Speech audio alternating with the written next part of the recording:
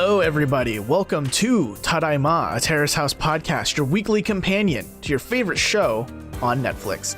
I am Robert Scarpanito, and I am joined here by Daily Wilhelm. Konbanwa. Jack Cepeda. Irashaimase, everybody. Hello. And Colin Sparling. Hello, everybody. Today, guys, we're talking about week 44 of Opening New Doors.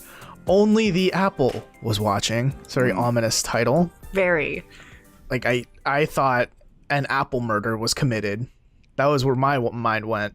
It's the forbidden fruit. It is. Garden of Eden. Other biblical things. Is this going to be an uber religious episode? Is it not? Are they talking about a phone? Or are they talking about a fruit? We'll find out, shall we? I mean, you've probably already seen the episode if you're listening to this, so you know. But we're going to pretend we're finding out anyway. Today's episode opens with the panelists, of course, recapping the last episode. And Tokui calls Ayo a NEET from the Showa era. I don't know if you guys remember that.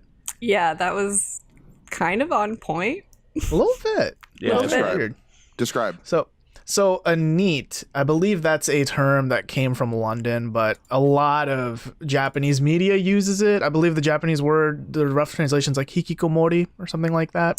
Hikikomori is a little bit different, but like in the sense that they will not leave their room, whereas NEET is more like they got nothing going on. It literally stands for not in education, employment or training. Ooh, Yeah. You guys brought up a big subject to the hikikomori. Those are the forgotten ones, the disappeared ones.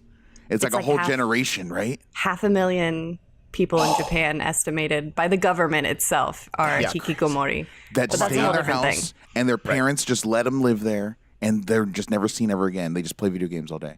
It's kind of my dream. Yeah, sure.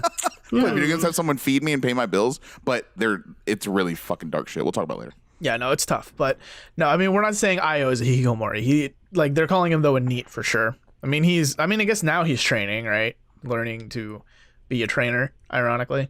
Training to be a trainer. Training to train. But we get to the episode proper, and it opens up in the kitchen with Ayo and Masao. And right off the bat, Masao kind of just cuts himself while shaving. And it's just like it's a real big red blemish right on his cheek. Man, Masao's becoming the star of the show. Yeah. He's a man of action. He's a man of initiative. He reminds me a little bit of the Guilty Samurai, where he showed up at the house. He's not wasting any time. But damn it, that cut was brutal. I mean, I've nicked myself a couple times, but that was rough. That was a big cut in a bad spot. Yeah, I've definitely had I've gotten myself once or twice where I'm like, geez, I'm pretty sure I've lost half the blood in my body at this point. It just won't stop. On your cheek and shit? Well, yeah, I mean, I'm exaggerating, but I felt like I've definitely lost quite a bit of blood because it just won't freaking stop. Can't relate. No, Daly, I was going to ask you actually, Daly. Have you ever cut your legs really bad? Oh my God, constantly. Except you can't really feel it. And then I'll put on my pajama pants and then there'll just be this stain and I'll be like, oh no, that's a lot of blood. Ooh. So question about the leg shaving. So guys, it gets me. I don't know if you've ever seen Pet Cemetery, but it just reminds me that part right above your ankle, that skinny part. I just imagine bringing up a razor up there, just seems like that would get cut all the time. Yeah, I can't shave the back of my ankles because I have giant nasty scars actually. Whoa. Ooh. But The back of your surgery, ankles routine surgery. I guess Okay. not routine, but I'm okay. You just got hairy ass ankles now. I guess that's my dark secret I've revealed on the Terrace House podcast. Is that I have At least it's not a dankle. At least it's not pubic hair down there. Yeah. Oh God, no! I'm not Shohei. I thought you were gonna say you did dance or something like that, and you wore really tight shoes, and it fucked up your skin. No, around I your got ankles. kicked out of ballet. Oh. Nice. That's a different story. Is that a serious story? That's Oh my God. But bringing it back to Anyway. the man who nicked himself on the cheek, Nice me dodge this there. morning. I mean, Masao. Yeah. He has this whole thing laid out for Risako, man. He's telling Ayo all about it. He's like, yeah, for lunch, I'm going to cook some food for her here at the house, and then we're going to go out to the waterfalls. It's going to be great. Oh, and I'm going to buy her this bread from this bakery she like Her favorite bakery, yeah. Yeah, he is in on this. He is planning everything to a T. Dude, I'm falling in love with him. You see that food? Dude, that was masterclass. He had Io take him right to the bakery because I guess he can't drive. I mean, Io's a great wingman because like Io offered. He's like, I can drive you if you want. Yeah, Io was like, it's so funny because every time Masao talks about his newfangled obsession with Risako, Io can do nothing but sit there and kind of laugh and just say kawaii over and over again. Kawaii. Yep. Kawaii Sugi. Too cute. Yeah. It's like honestly really nice to watch though, because you can tell that he honestly listens to her, like when they were making the soup and he mentioned the curry and it's like, oh, but I'll make it for lunch because you don't eat rice in the evenings because you're trying to avoid carbs. And it's like, that's good attention to detail. Like he's not just like struck by her looks and her eyes and her voice and her lips, as he told us before. He's like Plump. in for it. Yeah, take notes, guys, because to Daly's point there, he's really showing effort. He's really putting in the work that needs to happen. And girls pay attention to whether or not you're paying attention. And I think it's working in his favor in this case. Yeah, so when she comes down to have that lunch, Io even goes to get her. So I don't care if Io ends up dating anyone by the end of this, but he's a great wingman. No, he's facilitating for sure the romance. Yeah, so he gets her. They have this lunch. Risako's just like, oishi. She loves everything. It's all so good. It all looks so good. And she even notices the cut, but she doesn't let it bother her. I don't think. Like, it didn't seem like she was totally put off by it. First, she thought it was food. She's like, hey, you got food there. And he wiped it. She's like, oh, no, tomato. cut. Yeah. Yeah, and I think Because it is. cut. It's that big and red. right. Damn. I think he played it off really nicely though. He just kind of acknowledged it and let it roll off his back, and then they just kept on having fun. As they say, it can't be helped. Right. Right. And so here's like, this is going to be a topic that I think we should just discuss holistically now because it shows up a lot throughout this episode. But during this lunch, Masao says something, and I quote, "Maybe if other people eat my food, I'll lose weight." And yeah, so there's just kind of this ongoing like theme throughout this whole episode of Masao's trying to diet. Risako really wants him to diet.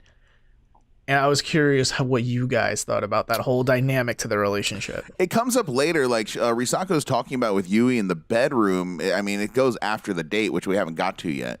But it was kind of really heartwarming for me because Yui, if you remember, she asked, like, does his weight bother you or something like that, or how do you feel about his weight? It came up as a subject.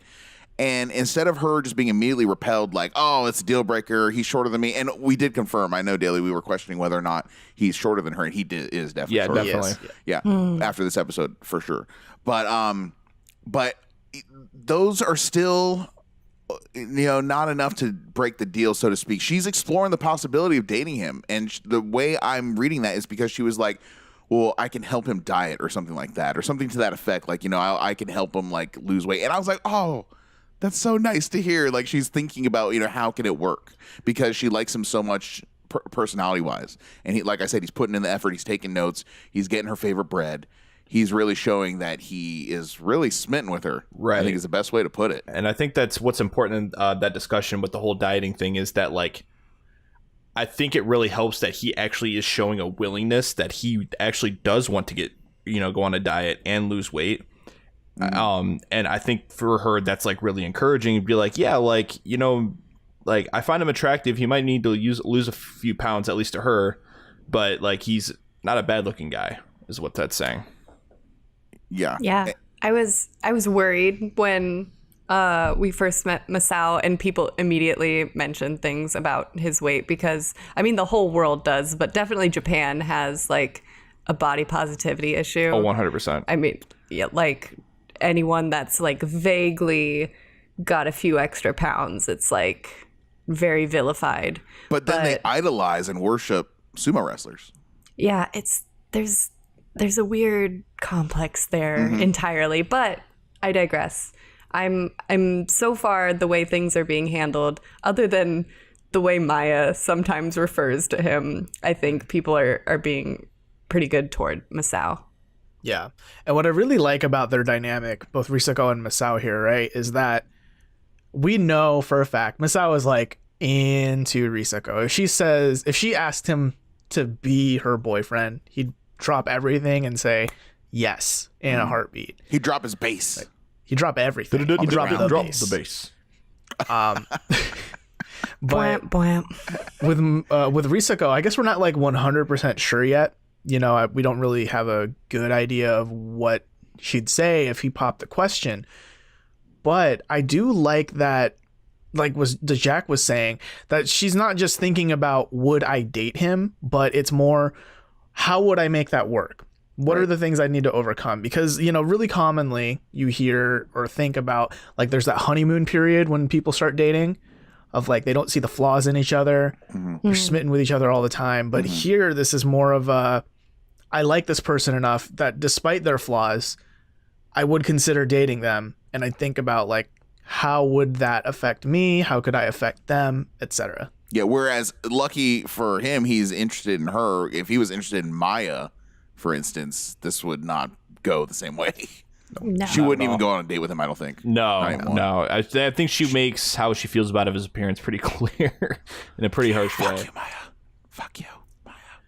So Masao moves his date to the Shiraito waterfall. And I mean, it's a cool place. It's nice.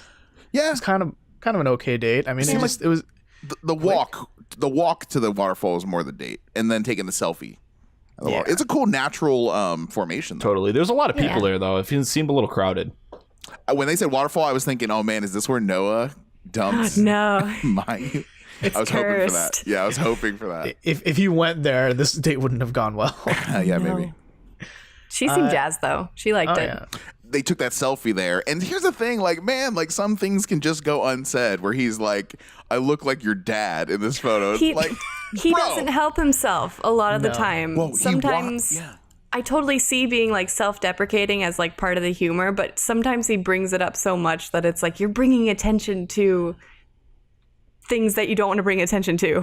That normally people wouldn't, but again, we're talking about a masochist here. Like he keeps bringing up behind closed doors. Step he wants on me. her to, he wants her to like lay into him and be mean to him. So maybe it's like his like way to initiate his what's the word? His preference to communication style.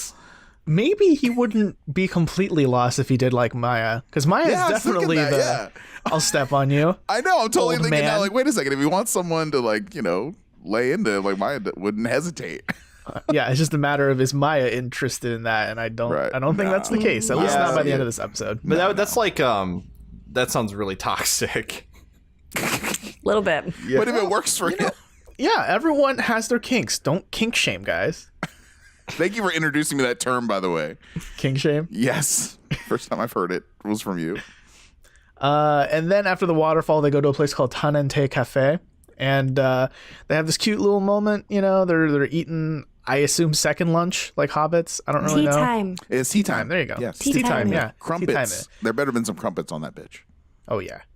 And Masao has a show coming up December 12th. We already missed it. Whoops. With Darare, so not even his main band. But Risako's still like supporting him. She's saying, hey, I'm interested. I'll definitely be there. Dude, that's the move, man. That's the move, right, Colin? To be like, hey, you want to come to my show when you like a girl? They're like, wait, what? Yeah, I mean, like it's kind of like when Shohei was still in the house and Sena was going on about how Shohei looks really cool when he sings. And I think that's the card you got to pull, man, if you're in a band in that situation. I think I got a huge hunch that, Wada's obviously in multiple bands. He's in bands that are way bigger than Shohei's band. And not that it's a competition, but what I'm saying is we are yet to, unless I miss something, to really see him play his bass. Like play his heart out on that bass. Like we don't hear it on the show. He doesn't seem to be doing it a lot. The way they're editing it, yeah. I cannot wait to see Risako's reaction to it, whether or not either direction it goes. I need to know how they feel. I need to know, like, does he have that ability, right, to like get people like really into him as a musician, just by hearing him play. Right. We don't know yet. The only thing we've gotten is that we've gotten a couple of housemates complaining that it shakes the whole house when he practices in the house. So we do know he practices in the house. We just don't see it. I guess so. Yeah, it's true. Yeah, it just has not shown it yet. But the question is, will his bass playing be strong enough to shake off all this thick comments that he leaves Risako? Because he lays it on so thick. Like even at that lunch tea time date, he says something like he takes a sip of his bourbon, whatever, and then he says, "Man, it's a good thing I took a sip of that. Otherwise, I might have said something weird." Period. Yeah. Like I'm drunk on you. It's like, no, you don't get a free pass to say it because you said I would have said it if I didn't take a sip. Right. It was a weird thing. Like, that means don't say it. You're right, man. He's wearing it on his sleeve. It's almost cringe. Hardcore. It's borderline cringe. It definitely is borderline cringe. Like, he could totally talk his way out of this. Yeah, like I can definitely see like when you're in a very flirty stage, like comments like that, like I would eat that up. But like going on like a first date with someone and they're really laying it on thick, that's a red flag. If anything, it's like, ooh, right. It's like he was that's like a little much, dude. It was so cheesy. It wasn't like he was grating the cheese. It was like he was cutting that cheese and just like throwing it on there, just laying on real thick. When I don't know about you guys, but when I'm on a first date with somebody, if they were doing something like that, I feel like my brain would go to like, okay, this is your modus operandi. This is just what you do on first dates. And I would maybe it would make me feel almost like less special. Right. Like, so this is just the kind of person you are. You tell all the girls that. Yeah. So it kind of just like deflects, like, you know, I think the effect he's going for. For me, it'd make me think, what's your motive here? Like there's more to this. Like, you want my secret offshore bank accounts? Like, what's going on here? My Swiss bank accounts. Yeah, you think I have Swiss bank accounts? You want my Bitcoin? But we cut to the intro, and then we land back in the kitchen with Masao and Ayo, and Maya enters the room, and we basically get a little report on the date from Masao, and he's head over heels. He's in love. He wants Risako so badly, and not even in a like douchey carnal sex way, but in a like marriage and kids and future way. And Maya's like, man, do old men really fall that fast? Oh God. She constantly is just old man, old man, yeah, old man. she doesn't even. I'm sure she said old man twice or 3 times in this scene. I'm like the opposite. Okay, so I'm like the opposite of a masochist. I don't know what that word is, but I don't like being disparaged very much, right? So I keep putting myself in his like position. Like, if she said that to me, I would really be pissed. Or she kept bringing that up, but like I keep thinking like he kind of likes that, and he does it himself. So I just wonder like what he's thinking when that stuff comes. It doesn't seem to bother him. Thoughts? I think he likes it. Well, yeah, because we did get the. I mean, he says as much. Yeah, because he walked in, or one of the first time he sat in the boys' room and talked with the other guys, he said that I think they think I'm gross, and I like that. Yeah. Yeah. It makes me think of, too, that first scene that we ever saw him with his bandmates. And, like, he was like, I have something to tell you. And the girls were like, you knocked someone up. Yeah, you're getting married. It's like, that seems like maybe that's the way he's used to girls talking to him, like his friends. Like, so it's just Maya just seems like per the usual. Yeah. Yeah, maybe he and Maya could be good friends in the future. I can relate to so much about him, but I can't relate to that. Well, we cut to the girls' room now, where Risako is telling Yui about how the date went. And Risako says that's the most fun she's ever had with a guy on Terrace House, which probably says a lot. Like, Masao, despite how thick he lays it on, he's very fun to talk to, as a lot of the girls say. And as we mentioned as well, Babazono also said that in the history of the whole show, she likes him the most of any guy. So This guy's setting records, guys. Impressive. But keep in mind, when Yui asks about her attraction to him, Risako says, I find him attractive on the inside. So Sure. definitely, like we mentioned earlier, she definitely wants him to diet, wants to help him go to the gym, etc. But Right. she's But considering he's going it. to the gym. Yeah. He is. He's putting the efforts in. And if anything, too, like he showed that how, you know, when he's presented with a problem, he's snoring, he's going to take care of it right away. He's not going to hesitate. You know, so I think sure. he's probably doing that with his working out routine as well.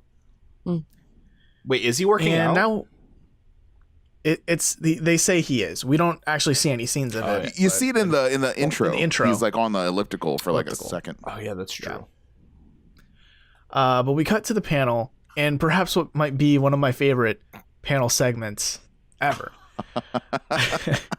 So basically you and Tori-chan are a little worried about, so Masao's pretty good at keeping up the conversation and keeping up interest, but they don't think he has what it takes to actually like do a kiss.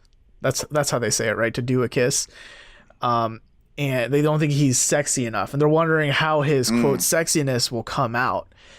And they're talking with Yama here, and they say, hey, so if a young cute boy like Sho-chan says, can I kiss you, that's really cute. But if a middle-aged man says it, and Yama's like, stop, you're gonna kill me. Yeah, like, no, don't say it. He doesn't want to face the dark truth that you're beyond that age, right? This is hell. This is absolutely hell. This is how, like, don't say it. Don't say it out loud. Once you say it, it's Kill me. real. It's a great moment of like Yama's brand of his humor, where he's very loud and sudden, and he's like the closest thing to a living smash cut. Yes, I love that. Guys. But I do agree, like, about the panel, though. I think that what they had said is what Colin had said, is that sexiness might come out at the show. And it's like he's got all these like screaming fans, and he's up on stage, Totally. and that's gonna put him in a different light than Risako's used to seeing him in. Can I please pray to the Terrace House gods? Give me 30 seconds here. Terrace House gods, please give me the scene. I need the scene where him and Risako are maybe coming home from the bar, or they're going somewhere. They're walking on the side of the street, and then he gets approached and recognized and asked for a photograph, a selfie, and an autograph right in front of Risako. Please, I need this to happen. I hope he's that famous. I feel like he is. He's in music videos with like millions of plays. But he's also the bassist. I know, but he's prominently featured in the music videos. It's not like he's like the bassist for Tool and no one knows what they look like. Well, no one knows what anyone in Tool looks like, honestly.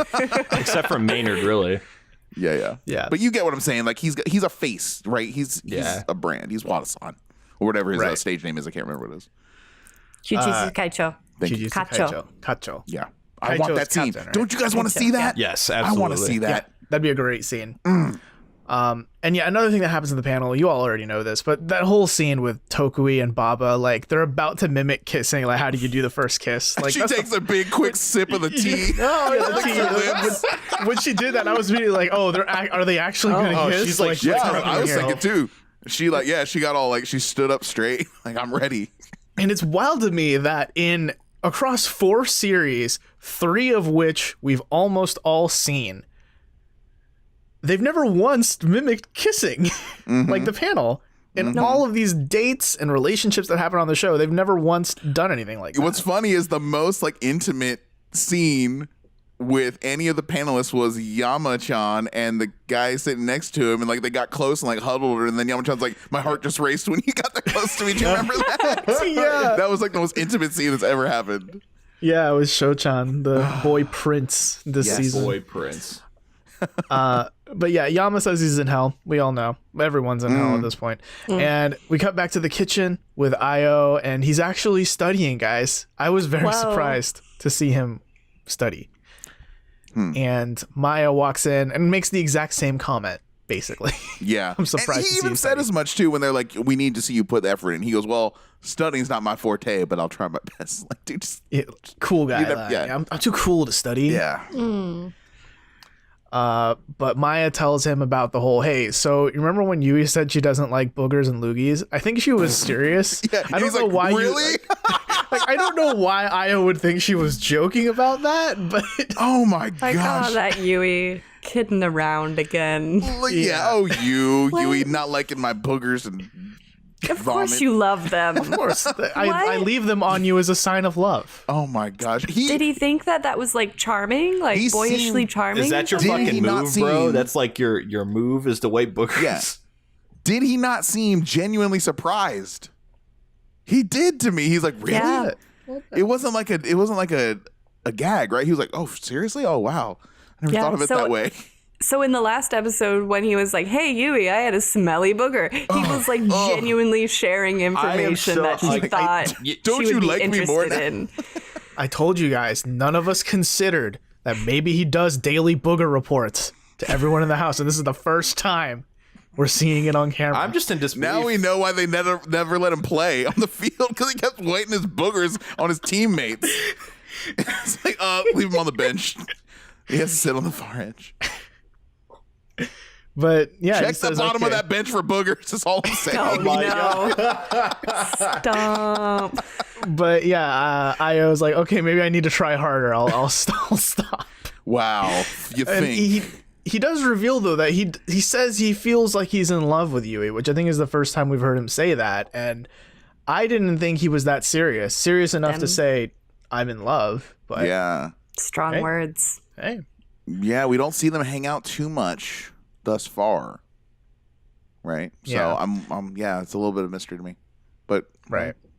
But I am glad to see Maya do the she kind of plays the big sister card here, which is kind of nice to see considering the rocky relationship she's had with Yui. But she's basically saying, hey, if you're not super committed to Yui, because you're going to be her first if she does accept you. So if you're not super committed to her, I'm going to kick your ass. Yeah. Yeah, that was cool. That I was have to cool. kill you. It felt very Sena.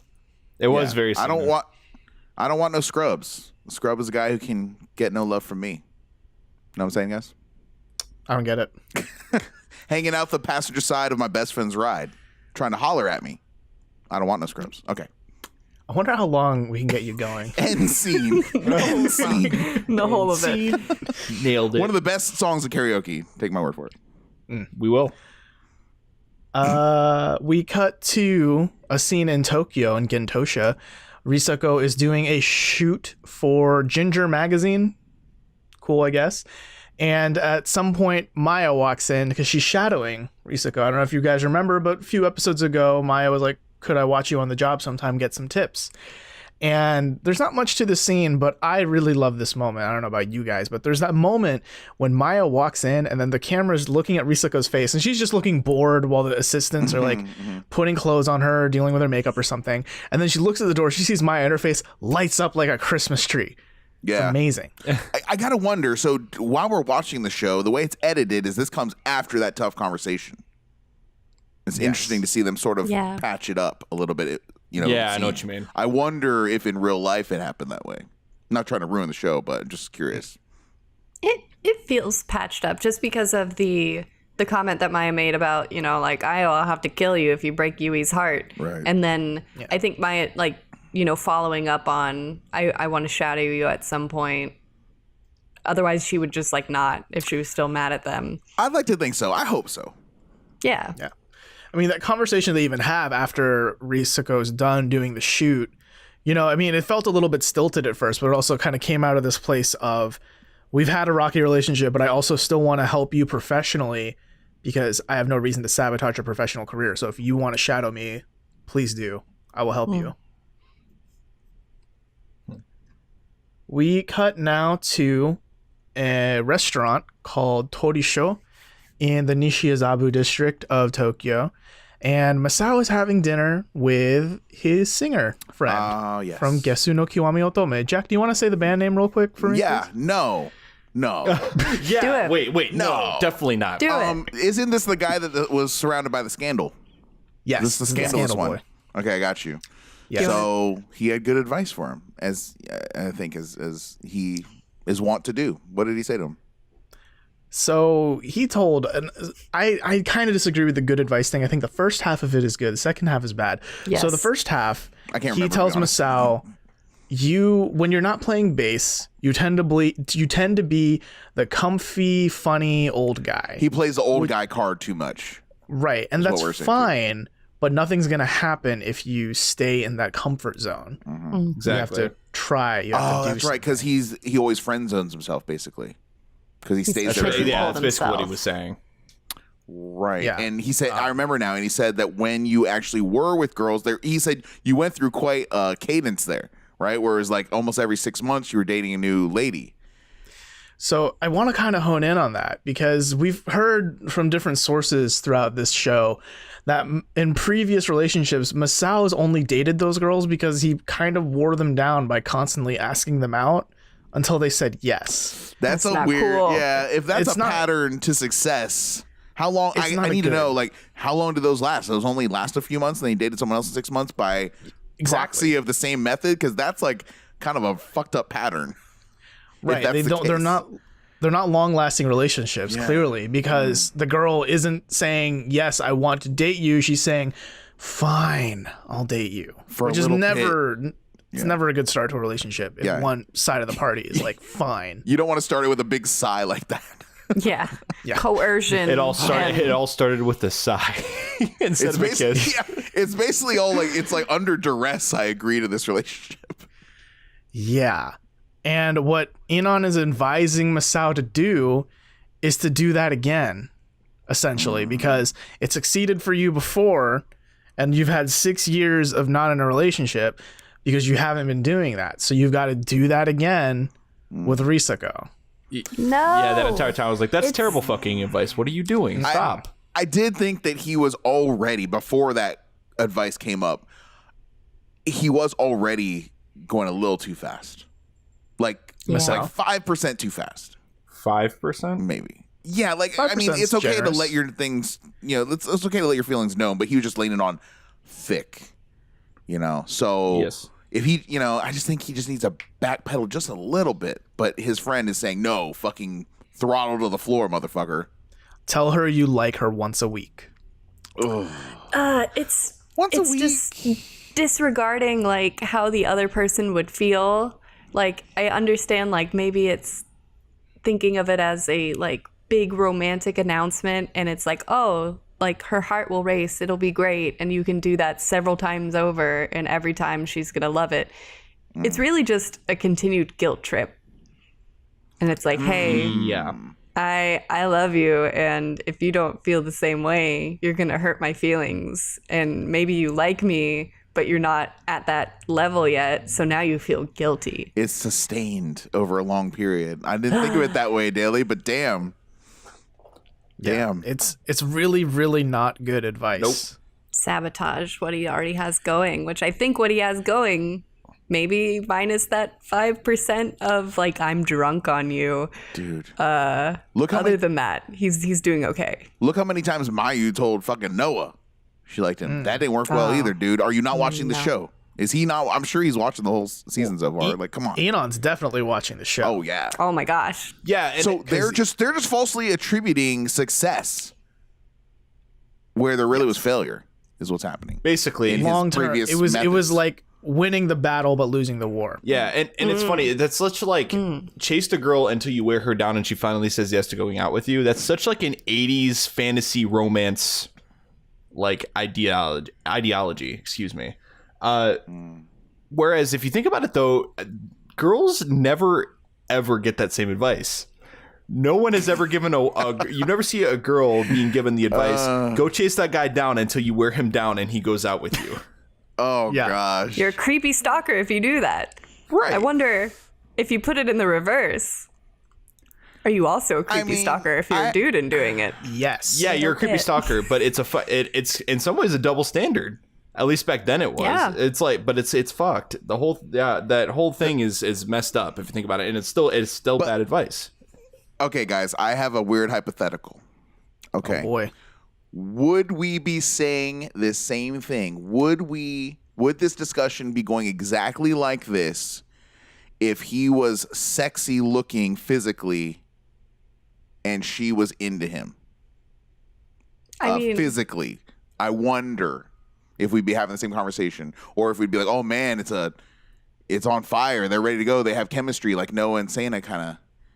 I just wonder. I'm just throwing that on the table. Just curious what you guys think. So I think that's kind of the reason Enon gives that advice, because he's the singer of the band. And I'm sure the two people in this podcast who have been in a band before know the singer is the most popular, like just by default, usually. Unless you're Fall Out Boy, but yeah. Well, sure. Yeah, pretty much. But so one, he's already got the singer card, and two, he's fairly attractive by Japanese standards. And obviously he works for that because he's a singer of the band. Like, he's in the public eye. He had an affair with literally one of the most popular talentos on Japanese TV, So he's already a pretty boy. He doesn't need to try that hard if he wanted to date a girl who liked him, right? So that's why maybe for him to give that advice, he's like, oh yeah, that makes sense. Like, the girl obviously likes you. You just need to tell her every week until she says yes. Mm-hmm. That maybe is how he's thinking. Mm-hmm. I'm just wondering because to me, like, the Noah and Sana thing seemed to happen very fast once the path was clear, and we weren't And no one was really talking about, man, that's creepy, that's too much, right? Because she was reciprocating. So I'm just curious. I don't know. Yeah, what do you think, Daly? I mean, you can be attracted to someone, but still be like, they are coming on way too strong, and that's a big red flag. Right. And that's almost even more so, I think, in some ways, because then it's like, oh, they're being like disingenuine, because I'm sure they've done this to other people before, because the fact that they're attractive suggests that maybe they've dated before. Like those 6 girlfriends that Masao had back to back, that would be another red flag in considering how he's going about this, if he is to go about the constant confessions, right? And which again, not a good idea. And being the way that Masao is, or at least how he's treating Risako, runs a fine line of being like innocent. Maybe he's just really into her, into like territory of a red flag for like being a sociopath. I think he's really doing like so much right. Yeah, I'm not saying doing a lot right here. I just think that he's honestly, if he just like omitted maybe 2 or 3 occasions where he said his feelings out there out loud, you know what I mean? And not necessarily that's like a bad move, but it's just like maybe a move that's going to be more of an obstacle than an enabler of a relationship with Risako and him. Right. You know what I mean? I don't know if I'd use the sociopath word though. I don't know. Well, can I clarify real quick, Daly? Yeah, so like if I'm like a girl, if I'm from the girl's perspective, and correct me if I'm wrong, like I will. And, yeah, please. Whoa, wow. Oh, fuck. Got him. And like a dude is like laying it on really thick, and you really haven't like dated him for that long, if at all. Then it's like it almost kind of feels like it could run into sociopathy territory. Like, you know what I mean? I can see that. You know, I can see where it's like you have. I'm not saying it some kind of always has to be issue versus like you're being genuine. It's more of a worry than a positive.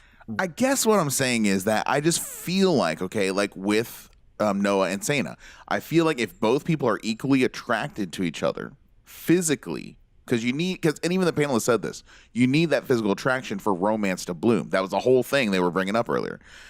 And how's he going to do that? How's he going to awaken his sexiness to Risako? So I guess I'm just wondering, like, you know, if they did say, oh shit, this is our first date, we're going to go get a hotel room and bone down, you know, we wouldn't be having this conversation like, oh, they're going too fast. We're just like, oh, they really are into each other. You know, they're going to have their own hut in the back where they go and bang all day and then come in and crack their neck and get a drink and then go back to it. You know what I mean? Like, it's just a different thing because the physical attraction is really it seems to be one-sided here in this case. Wait, are you saying that if they were both physically attractive to each other, would have an issue, then no one would have an issue of them boning down the first date? I wonder. I'm posing that question because this conversation is going a lot differently than when Noah and Sana, because they went quickly together.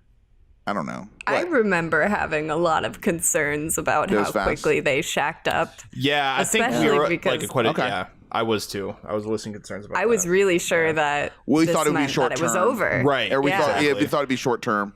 Okay, fair enough. It just burned a little. Too quick. Whole time short term, but like I thought that they wouldn't end up together at the end of their time at Terrace. I'm still hoping they break up. I thought they'd get the urge out and then be like, we're not compatible. Yeah. I see. Okay, fair enough. Yeah, touche. I think physical attractiveness. I mean, it does determine a lot, but I think in this case it's kind of like a moot point in a way. But let's move on because we still have half of an episode to go. Let's see here. We get to see Kaito for the first time in this episode, like halfway through.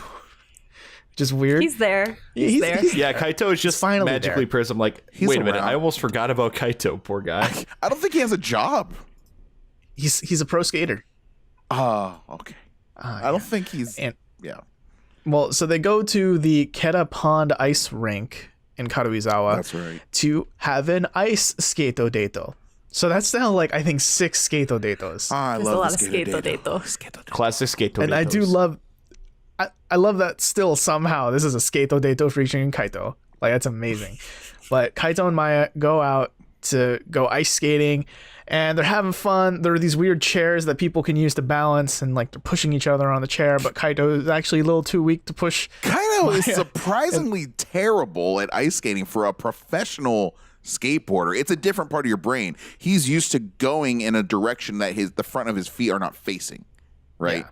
And this is a totally different thing. It's I've tried skateboarding and my brain just doesn't work that way. I'm more like a ice skater, rollerblader kind of guy. So when he was trying to push her in the chair, he had no idea like how to make that happen and made her feel heavy. Yeah, he couldn't get the traction in his feet. No, he was doing it wrong. It was really infuriating to watch somebody who ice skates. But we get to that point where Kaito's trying to hold Maya's hand, and she doesn't, and runs away from him. And I mean, it's still weirdly cute, but she denied him the hand holding, which is a big gesture in Japan. There's too many people there, she said. There's too many people watching. It's weird. There were a lot of children out on the ice. I remember Tsubasa. Yeah, I remember Tsubasa and Shion's Skato Dato, and there was like no one there. There was like maybe one person at one time. Yeah, and so Kaito and Maya talk about this more in the Tampopo diner after their skate date. And Kaito is like, for a while, he's just staring at the table, staring at his food, staring at whatever's on the table. And then he asks her, hey, so why didn't you hold my hand?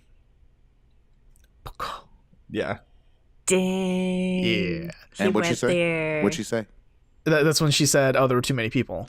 I was too shy. I was shy this time. I'm starting to get the vibe. Oh, go ahead. No, and you know, she goes on to say like, "Oh, you were rejected."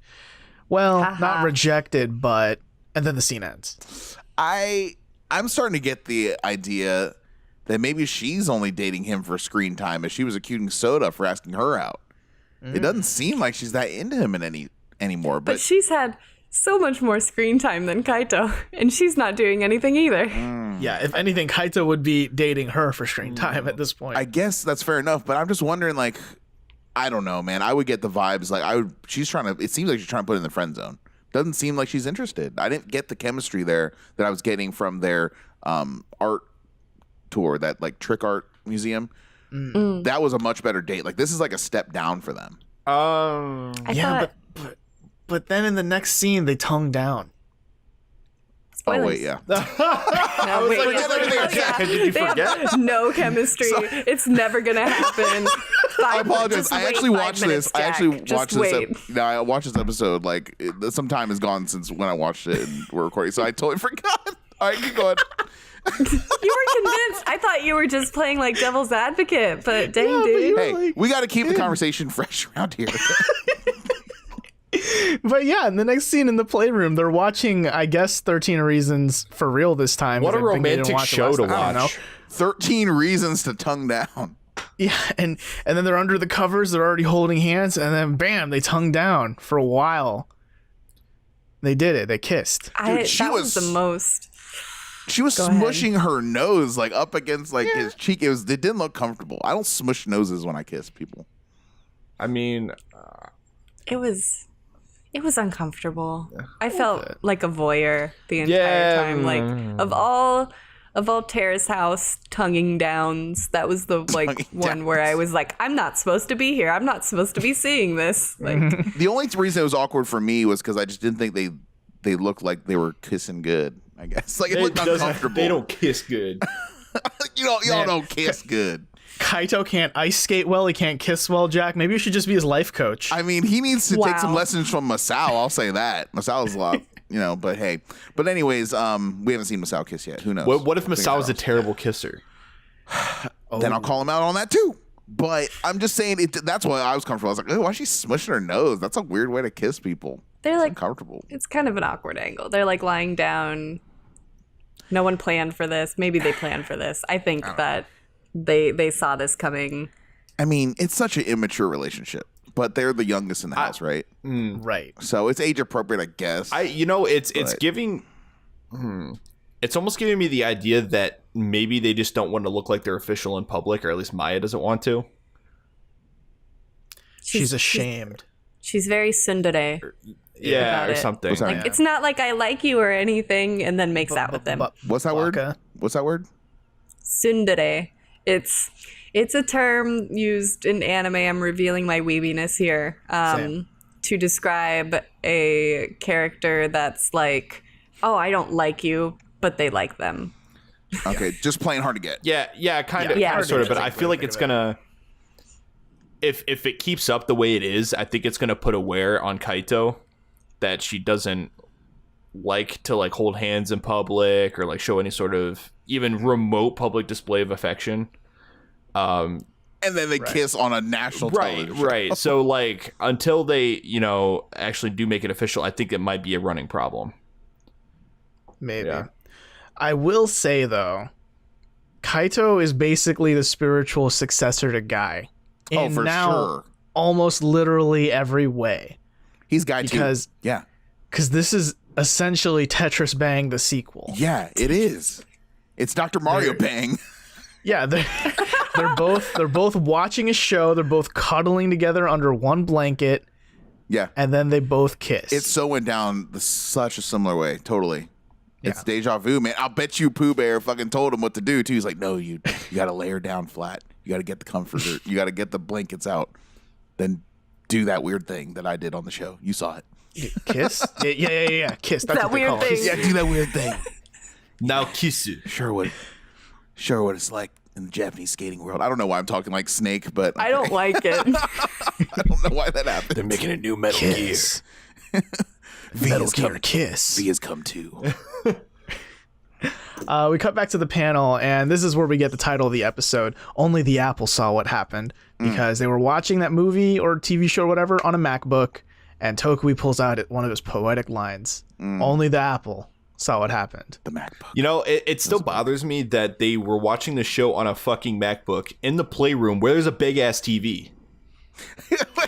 Do they not have Netflix on the main TV? They have a PlayStation 3 or 4. Terrace house on the TV. Maybe they watch it on a Fujifilm. Maybe they watch it on the national broadcast. Maybe, but still. But they do have a console there, and I'm sure that console has Netflix. Maybe people just don't want to log in on it. I don't know what the deal is, but it was weird.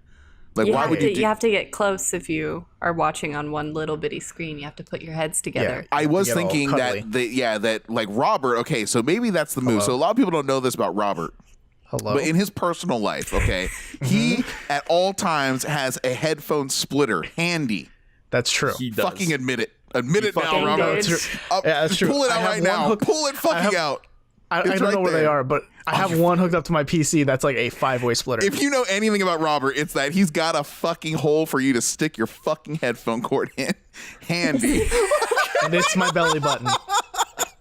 And I love it about him. I love that about him. Okay. Robert is very I'm like, utilitarian. thank you for this yes. hole. He is the Thank you for this hole. Robert is the embodiment of cargo shorts. And here's the best part. Here's a fun tip from Robert Cargo Short Scarpanito. Cargo Anito. One of those headphone jacks has like a suction cup, so you can keep it right on your forehead, so it's easy access at all times. Oh, beautiful, beautiful. So why I'm bringing this up is because I was thinking Daly's crying. I'm crying. Is It's because you said, Jack, and I quote, said, Robert, thank you for this hole.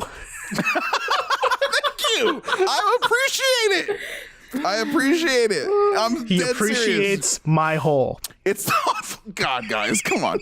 It's very comes in fucking handy, and he's been that way ever since college. And I know it probably goes on before then. But my point here, the reason I'm bringing this up, because I was thinking when Kaito pulled out the headphones, he's like, "That's a good move. You just have one headphone."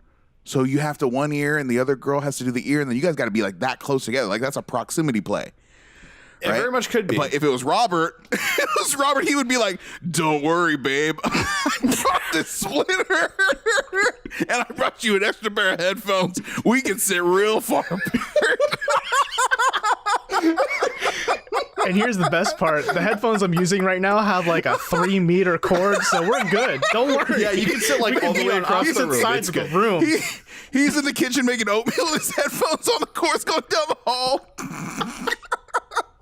She's sitting there watching 13. No. So anyways, I just thought it was a good move that they had the one headphone. Are they talking through 2 cans and a string too? Oh my gosh.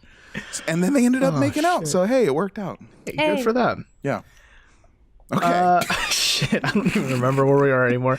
The kitchen. Oh, also the panel agrees. The panel agrees with Enon's advice to Masao about like basically berate Risako with compliments and I love yous, and it's like no, stop, please don't. Please tell me stop. this is a cultural thing. This is when he busts out the fucking nuclear move, right? The curry, right? Yeah. He So we busted cut it out too to quick, man. kitchen. We're in the kitchen. Masao and Risako are cooking together, and Masao busts out his weapon, not from his pants, his clam curry. He said that earlier. He said, I cook curry as a weapon or something. I can't remember the exact quote. And I made Curry is curry, my my weapon. weapon is what he said. I made curry my weapon. Yeah, dude. Yeah. Wow. Whipping out the big guns. But you know what? Throughout all of this cooking of the curry, he is, again, constantly, oh, you're so beautiful. Oops, did I let my feelings slip? Oh, man. Oh, no. Cringe. Whoops. Oh. But it was cool, though. I mean, man, I was watching him do it. I was like, what are you going to do with all those little clams? And then he's just making a stock. Like, it's not like he was cracking them open and, like, going to serve the meat. Or maybe he did later. I don't know. But he was getting the stock ready. And I was like, dude, this guy knows what he's doing. Shit. Yeah. Get ready. I do. Now, back to I cooking do really with Masao Wada. appreciate. I would watch that. I would. That should be the next season spinoff or something. I need to follow him on Instagram. But- Shit. Seriously. I do appreciate I think better than any other member so far is fantastic on follow-up, because it's just like, oh yeah, we should go do that, and then it doesn't happen for like essentially 2 months time, whereas this is, within the week he's like, oh yeah, let's make the curry, we mentioned that the other day, we're gonna make the curry. Like a certain Smash Bros Yeah. at Daly's place. Whoa. I'm sorry. Whoa. Whoa. Too soon. Too soon. So, like, here's the thing. I wrote down a lot of the lines he said, and I just want to, like, just in a vacuum, analyze some of these, right? Okay. So he asks Risako, oh, do you like to be pampered by your boyfriends? And she's like, oh, I love being pampered by my boyfriends. And he's like, I want to see what that's like. Okay, fine. I get it. It's very kind of flirty, sure. And then he's cooking some onions. Also, what is with this season and fucking onions? Yo. Okay. I fuck with onions. But remember Yudai earlier sniffing the onions? See, the difference is Masao can actually cook. Yeah. Right. Hey. And Masao, Really cook. while he's Masao, I bet, cooking would the- cook fucking circles around Yudai. Sorry, Yudai. Yeah. So while he's cooking the onions, he's like, the sweetness is coming out. They're starting to brown. Oh, that sounded a little naughty. Did it? I didn't think that sounded nice. Is that that might be a translation thing? I don't know, because I was like, onions browning is just chemistry. It doesn't sound dirty to me. I don't know. I don't know. I mean, he did ma- literally say, like, in Japanese, like, they're turning brown. Like, I don't know. Yeah, I don't get the entendre there. But he's just clearly trying to flirt as much as possible, clearly. Yeah, and Risako asks him, oh, hey, so what dressing should I use for this? And he's like, whatever you want, whatever you like, I like. And it's like, dude, hold on, wait a minute. You're relinquishing your authority as a chef to flirt. Like, come on, dude. It was tough to watch. She wanted to be honestly. told which dressing that he preferred. Like, you know what I mean? Because he was cooking, I think. Like, I'm rooting for Masao, but this was hard to watch Yeah. for me. Yes. Yeah, totally. I even have it in my notes that he laid it on thick with 2 C's. Thicc? Yeah. Thick. Yeah. Yeah. And Risako is catching on. Like, at one point in that cooking scene, she says, you've been throwing in these comments. What's up with that? And he just kind of doesn't answer that question and just keeps throwing more at her. Is there there's no doubt, right, that she knows that he likes her? Yeah. No. Yeah, because we cut to the end of this episode. The rest of the house gathers. 2 of them aren't there because they're off on trips or whatever. But everyone eats his dinner. It's all super good. That clam curry. I mean, I want to try that, man. Dude. Like, Oh, I love making curry from scratch, but that man's on a fucking other level. Yeah, everyone's like, this is like above and beyond any homemade curry ever. Robert, Yeah. I might need you to cook me a curry, Robert. Just saying. Cool, gross, but okay. And just food. then I know. And after that, the house kind of splits off. In the playroom is Io and Risako. And Risako is kind of making small talk banter with Io. And Io saying, yeah, I'm still into Yui, whatever. But Risako clearly knows, right? From just this conversation, she knows that, like, Masao has found a romance and she doesn't know how to react. Yeah, I mean, he straight up said, like, or he asked her, like, while she was cooking, have you found romance? She's like, I'm not sure. And she's like, have you? And he's like, yeah, I think so. Yeah. It's like, oh, that's pressure. That puts a lot of pressure on a person. Exactly. But And like obligation. on the opposite end, Masao is still in the kitchen or the dining room, I guess, with Yui. And he says, man, I accidentally let my feelings slip while we were cooking, but I'm worried it sounded half-hearted. I need to know how to fix that. He needs to dial it back, bro. Dial it back. Yeah. Way back. Because everything's going to sound like you're not serious about it if you're just constantly saying, like, oh, you're the best, you're the best, you're the best. Yeah, I think that at this point, I think he needs to deflate the situation a little bit. So if he finds the time to like talk to her, if they go out again or grab food, whatever, like I think what he should do, at least this is what I would do, would be like, hey, look, like, listen, I know I've been like saying a lot of that stuff offhanded. Like, I actually really do like you, and I'm sorry if it's a little much. You know, he won't. That's not his style. That's not what his boy told him to either. Right, exactly. He's not getting a lot of he's not getting enough negative reinforcement about what he's doing. He's not getting enough good advice. Yeah. Io would just tell him to pick his boogers. Yeah. Pick your boogers and put them on her in the morning as a sign of love. No, but the worst part is that he regrets, like, he thought maybe what I should have done was brought her to the playroom after dinner and told her. So clearly Masao is going to double down. And that has me very worried about how Risako is going to take it. I need this to happen, guys. Of all the things in Terrace house right now, we are burning daylight with these episodes. Like, everyone knows, and that's why he has that sense of urgency as well, too, right? He said that to his boy. He's like, don't say this to anyone else, but Terrace house is going to end at Christmas. My time's limited. I have to act fast, right? So I need this relationship to happen, but man, I can also understand if it doesn't, the direction it's going. Yeah. I will say, Risako is around 2 scenes now that I think we all wanted to see. Or at least, well, Jack, you want to see Masao double down, right? If I'm understanding. What do you mean? No, like you're saying, do I want him to go tell her right away again? No. Do you? Okay, good. No. But I'm just saying, too, that there's the scene with her and the glasses date. We all really wanted to see her go on that. So I'm worried that Risako's kind of become like this punching bag of Terrace house in these last few episodes. They just need to... He just needs to back the fuck off and play it cool until the show, man. Maybe the night of the show, like backstage, like give her VIP access, give her like backstage pass, treat her a little bit more special than just the other roommates, maybe. And then after a show, like, at the meet and greet or whatever it is, like that would be a more opportune time to just be generally nice to her and show like general positive body language without saying, do everything, but don't say I like you. Let's do this. Like, don't be that blunt. You know what I mean? And just let it marinate. Let the shit marinate. That's my recommendation. I hope that happens. That's what I hope actually happens, because that's the only way I can see it going well. I mean, he's a good cook. He would appreciate the idea of marinating, but he seems to really want to just get it all out there. He's, like I said, he's a man of action, and they know that their time is limited there. But this is absolutely the best thing going on in the house right now. For me. Even as Io was like, yeah, I'm in love with Yui, I was like, shh, Io, shh. Yeah, let Risako talk. yeah. Shut up, Io. No one cares. You're a fucking booger snake. I mean, okay, I will say we have 5 more episodes, which is a lot. I mean, it feels like it won't be, right? It's not enough.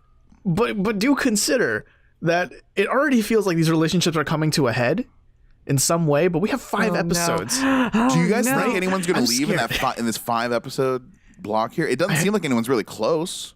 I hope not. I really hope not. If anyone leaves, I think it's going to be both Kaito and Maya together. That's the only avenue I see, unless fucking Wada just totally shits the boat. Is that a saying? Shits the bed. Shits the boat. If he shits Missed the boat and shits and the if bed. he just goes right away and, after this episode ends and goes and tells her, and then she's like, fuck you, this is too weird, too much, and then she leaves. But I can't Or he leaves because he's so awkward. Yeah, so those are the only scenarios where I think anyone's going to leave. I kind of hope at this stage, with only 5 episodes left, that everyone stays now. I hope no one leaves. I don't know what's going to happen. We'll find out.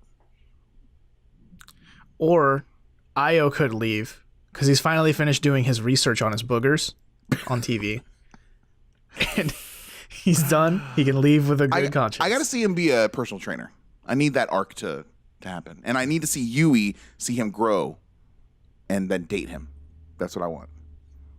So you're predicting the end already. You think Yui and Io are definitely a thing? I don't know if they're definitely a thing. No, I just said what I want. I don't know what's going to happen. All right. Whew.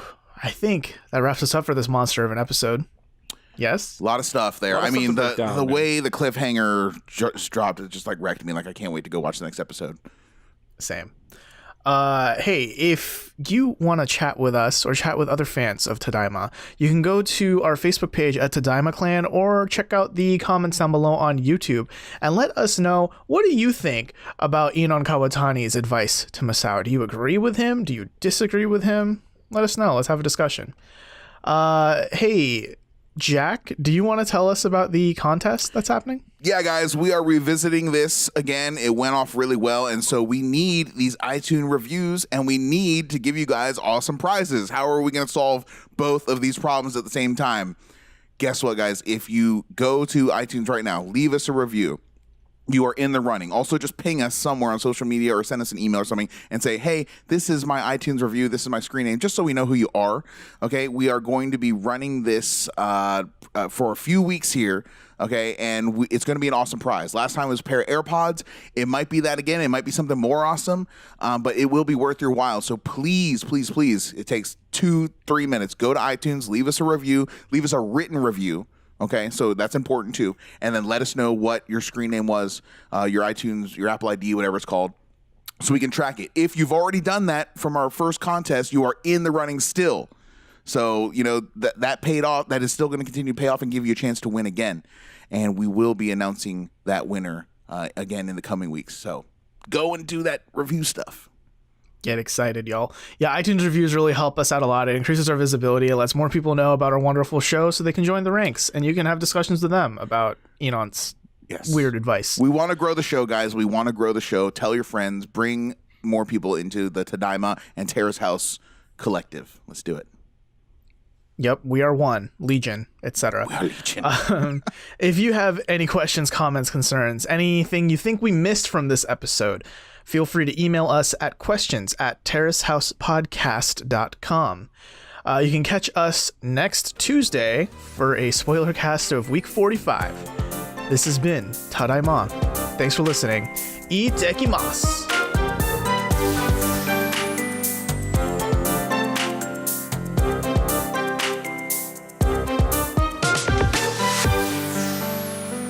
Email us at questions@terracehousepodcast.com.